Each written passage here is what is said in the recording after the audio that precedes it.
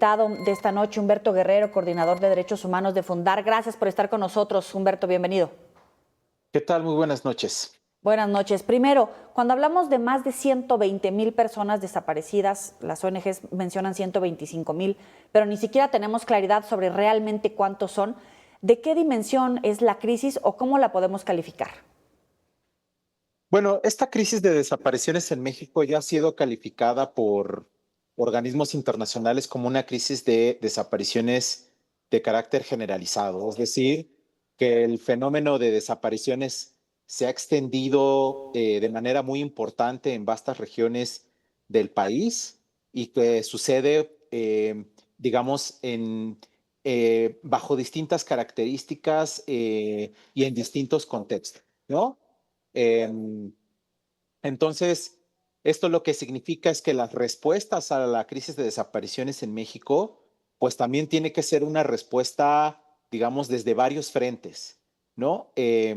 Y es por eso que, digamos, la iniciativa que fue mandada por la presidenta y complementada ahora por la Secretaría de Gobernación, pues en general la valoración es que le siguen faltando ciertos elementos para poderse considerar una iniciativa que aborde de manera integral el problema.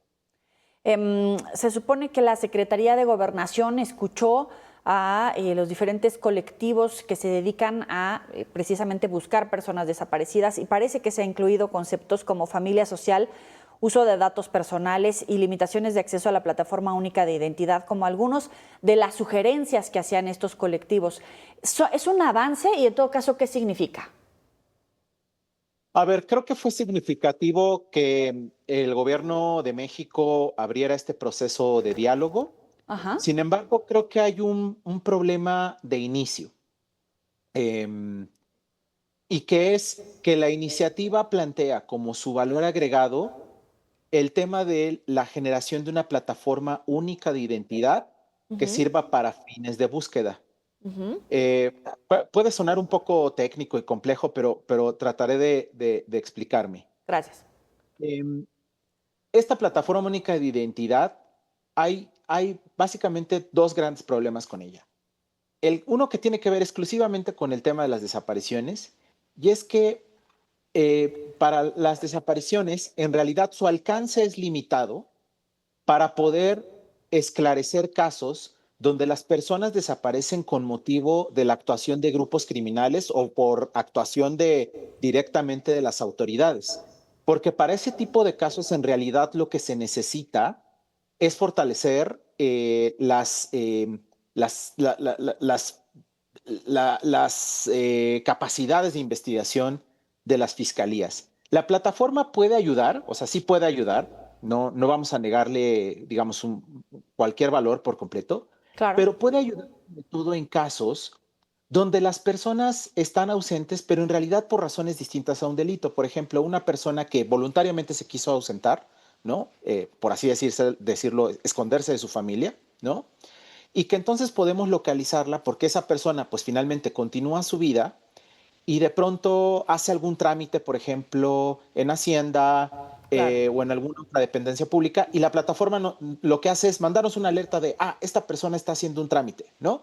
Por ejemplo. Y a ver, ¿y cuál es el segundo problema con el tema de la plataforma única? Que en realidad esta propuesta se inserta en el marco más amplio de la discusión de un paquete de leyes en materia de seguridad donde creo que la intención es clara de establecer un sistema de vigilancia masivo con fines de inteligencia, donde hay muy pocos controles o candados para evitar el mal uso de ese sistema, digamos, más amplio de vigilancia por parte del gobierno. Y eso trasciende la agenda de desapariciones. Entre los colectivos, por ejemplo, hay muchas quejas sobre la falta de reacción oportuna para localizar a personas que efectivamente por un hecho criminal han, entre comillas, desaparecido. Y por otro lado, la escasez de recursos que pueden ser infinitos en, por ejemplo, explorar una fosa cuando sabemos que encuentran decenas, si es que las buscan y efectivamente van y las revisan.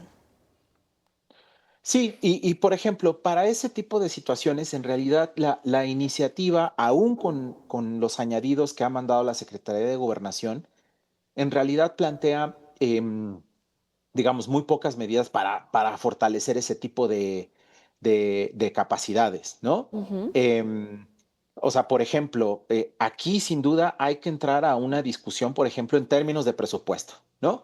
Sí. No es que no haya presupuesto para la búsqueda y, por ejemplo, para tratar de poner orden en todo el sistema pericial y forense, eh, pero lo que se necesita es que desde el propio presupuesto, por ejemplo, una propuesta es que se cree un programa específico presupuestario para los temas forenses, ¿no?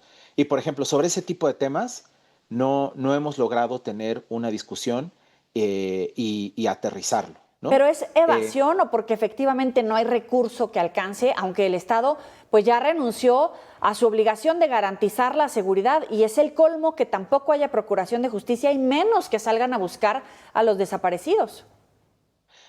¿Sabes? Es que ni siquiera se trata de más recursos necesariamente, porque como decía, es que sí hay recursos, em, sino que es ponerle orden a la forma en que se utilizan esos recursos, ¿no? Ya. Y aquí lo que está sucediendo es que las entidades federativas, por ejemplo, cada quién sabe bajo qué criterios, utilizan esos recursos que bajan desde la federación para fortalecimiento forense, ¿no? Y ahí lo importante es que más bien desde la federación se asuma la responsabilidad de poner orden y vigilancia y supervisión en qué se está gastando, por ejemplo, ese presupuesto forense y que atienda a metas y objetivos específicos, ¿no? Entonces, lamentablemente esto nos lleva, digamos, un poco a la conclusión de que, de que puede ser que esta propuesta de modificaciones a la ley en materia de desapariciones, pues en realidad haya sido una respuesta coyuntural a la crisis que significó el caso del rancho Izaguirre en Teuchitlán, Jalisco, ¿no? Em, y ante esto, pues el llamado sería a que este proceso de diálogo, más allá de esta iniciativa en específico que se va a aprobar, lo más seguro, ¿no? Es que se mantenga abierto el proceso de diálogo porque hay muchas otras propuestas que tenemos que discutir para afrontar la crisis de desapariciones. De hecho, los colectivos es lo que dicen, o sea, más allá de este momento o la coyuntura, lo grave es que se pueda perpetuar la impunidad precisamente porque de repente hay respuestas por hechos como lo del rancho, pero más allá de fondo no hay acciones contundentes. Así es. Por ejemplo, yo creo que aquí también es fundamental, un poco Sí. contrario a lo que ha sucedido, y es que el gobierno mexicano, em, digamos, se abra a la cooperación internacional para ayudarle a resolver esta crisis. Tampoco estamos hablando de que desde el ámbito internacional se sustituya a las autoridades nacionales, pero que se abran a la cooperación. Y esto lo digo porque justo también hoy, por ejemplo, ¿no? El Comité contra las Desapariciones Forzadas de la ONU informó que ha abierto el periodo de consulta, ¿no? Donde va a requerir la información al gobierno mexicano para analizar justo cómo calificar la situación de desapariciones en México, ¿no? Y si amerita que la situación de México sea discutida en el máximo órgano de decisión de Naciones Unidas, que es la Asamblea General. Y creo que más allá, y el día de hoy el propio gobierno mexicano emitió un comunicado, digamos, pues donde básicamente vuelve a rechazar un poco los señalamientos del Comité contra las Desapariciones Forzadas, pero yo creo que más allá de esa discusión sobre cómo si se califica o no la situación, el gobierno mexicano, por ejemplo, debería aprovechar este momento como una oportunidad para decir, bueno, a ver, estamos abiertos a la cooperación internacional. ¿Qué medidas podemos implementar, ¿no? Para tratar de contrarrestar esta crisis en términos de fortalecer las capacidades de investigación de las autoridades mexicanas, principalmente las fiscalías, ¿no?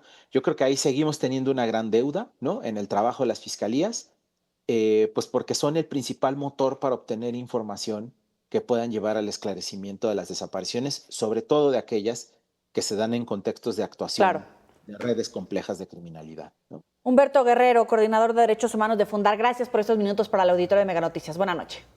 Muchas gracias a ustedes por el espacio. Buenas noches. Buenas noches.